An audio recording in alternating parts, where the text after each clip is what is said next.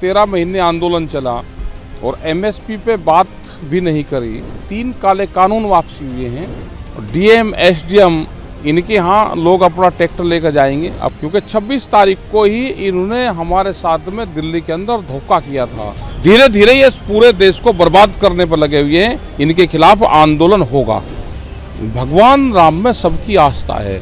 भगवान राम को पॉलिटिकल ना बनाओ। भाई भगवान राम का नाम लेके ही वोट मिल जाए तो उसी पे लेते रहेंगे। विकास का काम करो। देश में अगले साल लोकसभा के चुनाव होने हैं। लोकसभा चुनाव से ठीक पहले एक बार फिर से किसानों का मुद्दा जोर शोर से गरमाने लगा है। किसान नेता राकेश टिकैत ने एमएसपी को लेकर एक बार फिर से आंदोलन छेड़ने का ऐलान किया है। प्रयागराज के माघ मेले में आए हुए हैं टिकैत साहब हमारे साथ हैं। सर बताइए कि किस तरीके से आप लोग एमएसपी को लेकर एक बार फिर से आंदोलन शुरू करने जा रहे हैं। देखो, एमएसपी का सवाल अब हर किसान जान गया। हम जहाँ पे भी जाते हैं तो वहाँ का किसान अब ये कहता है कि जी एमएसपी कब दिलवाओगे। तो इसका मतलब ये होगा कि लोगों की आस्था, लोगों को विश्वास एसकेएम पे है, संगठन पे है, और उनको ये है कि एमएसपी हमको मिलेगी। जो हम अपना धान 1100 से 1200 रुपये बेच रहे हैं, 800 रुपये बेच रहे हैं, वो 2000 रुपये में हमारा बिक जाएगा। तो उसके लिए गाँव का हर आदमी तैयार बैठा है कि एमएसपी मिले।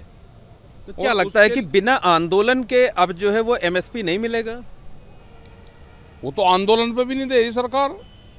सरकार इतनी जल्दी कहाँ कुछ देती है। भाई 13 महीने आंदोलन चला और एमएसपी पे बात भी नहीं करी, तो सबको लगता है ना कि एमएसपी मिलना चाहिए। 3 काले कानून वापसी हुए हैं। जब तक एमएसपी किसान को नहीं मिलेगा उसको लाभ नहीं मिलेगा।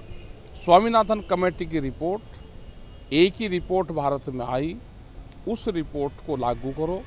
एमएसपी गारंटी कानून दो, जब ही कुछ किसानों का भला हो सकता है। जैसे ये वेजिटेबल है, इसका कुछ दिन ये बताइए कि किस तरह के आंदोलन की रूपरेखा आप लोगों ने तय की है। 26 जनवरी से आपका आंदोलन शुरू हो रहा है। किस तरह से आंदोलन अब करेंगे? ये अभी आंदोलन नहीं, ये तो एक बड़ी पंचायत हमारी जींद हरियाणा में होगी और 26 तारीख को ही सारे उसमें ट्रैक्टर मार्च होंगे।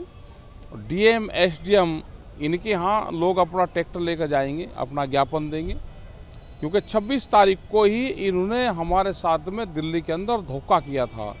जब 4 लाख से ज़्यादा ट्रैक्टर दिल्ली में गए, 25 लाख से ज़्यादा आदमी थे, तो भारत सरकार ने पूरा धोखा किया था। 26, 27 और 28 तारीख वो 3 दिन किसानों के ऊपर क्या गुजरी है सबको पता है। तो ये धोखेबाज सरकार है। इससे मुकाबला आंदोलन और वैचारिक क्रांति से होगा।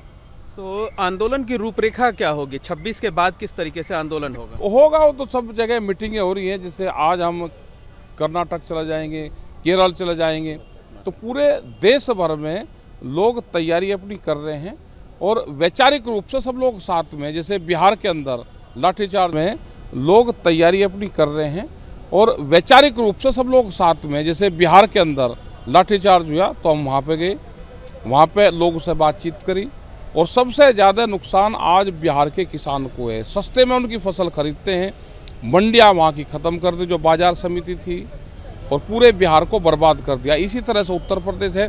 धीरे धीरे ये पूरे देश को बर्बाद करने पर लगे हुए हैं। इनके खिलाफ आंदोलन होगा।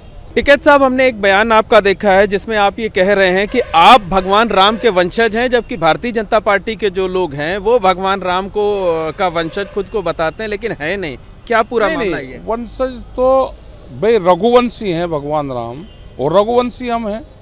तो वंशज एक अलग चीज होगी और आस्था एक अलग चीज होगी। भगवान राम में सबकी आस्था है। भगवान राम को पॉलिटिकल ना बनाओ। भगवान सबके हैं। जो बीजेपी में नहीं है भगवान उनके भी हैं। बीजेपी या कोई भी पार्टी भगवान राम को पॉलिटिकल ना बनाओ, उनको सबके रहने दो। हमारे पूर्वज थे, हमारा जन्म अयोध्या का है, पूर्वजों का। अयोध्या से ही लोग वहाँ से शिफ्ट हुए, ये इतिहासों में दर्ज है। मतलब इसके जरिए आप कहना क्या चाहते हैं कि आप भगवान राम के उत्तराधिकारी, मतलब जो उनकी परंपरा, जो उनके नैतिक मूल्य थे, जो उनके विचार थे, उसके आप लोग उत्तराधिकारी? हम तो कर ही रहे ना, हम तो उनके विचारों पर चल ही रहे, और ये सभी देश के लोग उनको मानते हैं।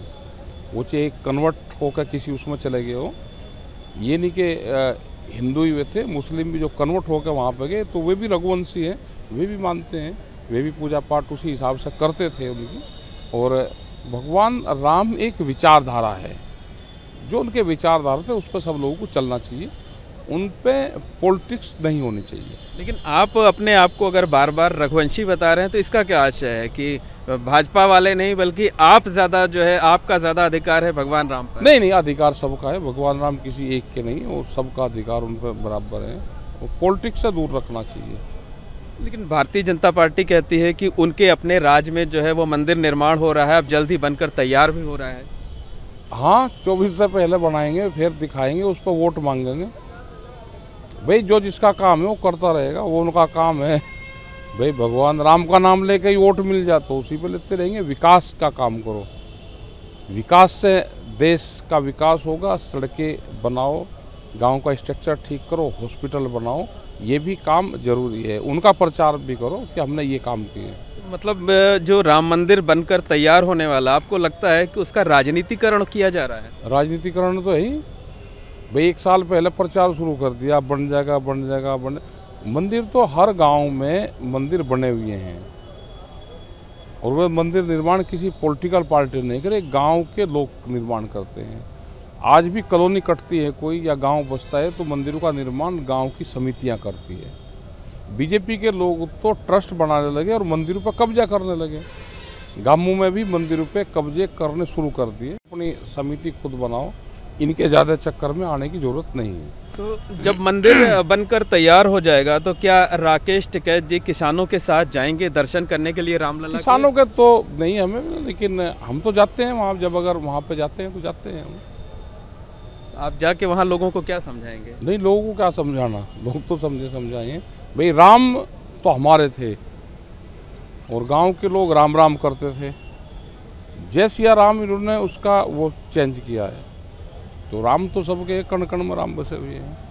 तो भारतीय जनता पार्टी को कितना फायदा मिलेगा अयोध्या में जो राम मंदिर का निर्माण हो रहा है? क्योंकि रोजाना लाखों की संख्या में श्रद्धालु वहां जाएंगे दर्शन करने के लिए, और फिर वो भाजपा के लोग कहेंगे कि ये हमने बनवाया हुआ है। आग के हैं तो प्रचार अपना करा ही करें सब। हमारा किसानों का, हमें किसानों पे क्या कर रहे हैं, हमारा उद्देश्य वो है। गाँव के लोगों के लिए क्या कर रहे हैं वो है, हॉस्पिटल पे क्या कर रहे हैं, इनका मेडिकल फैसिलिटी और स्कूल पे क्या उनका वो है, तो वो नीचे जा रहा है। हालांकि आपने साफ कर दिया है, लेकिन एक बार फिर से एक अंतिम सवाल पूछ लेते हैं कि 2024 में राकेश टिकैत का समर्थन किस पार्टी को? हमारा किसी को समर्थन नहीं रहेगा। अपने काम करो सब। जहाँ पे जिसकी सरकारें हैं वो गांव, गरीब, किसान, आदिवासी का चेहरा बने, वही हमारा उद्देश्य है। तो बिल्कुल ये है राकेश टिकैत, जिन्होंने तमाम मुद्दों पर बातचीत की। साफ तौर पर कहा कि एमएसपी को लेकर 26 जनवरी से फिर से आंदोलन शुरू होगा। उसके साथ साथ उन्होंने कहा कि वो खुद रघुवंशी हैं, उनके पूर्वज अयोध्या के रहने वाले थे, और भारतीय जनता पार्टी जो है वो भगवान राम का राजनीतिकरण कर रही है, जिसे जो कतई उचित नहीं है। मोहम्मद मोइन, एबीपी गंगा, प्रयागराज।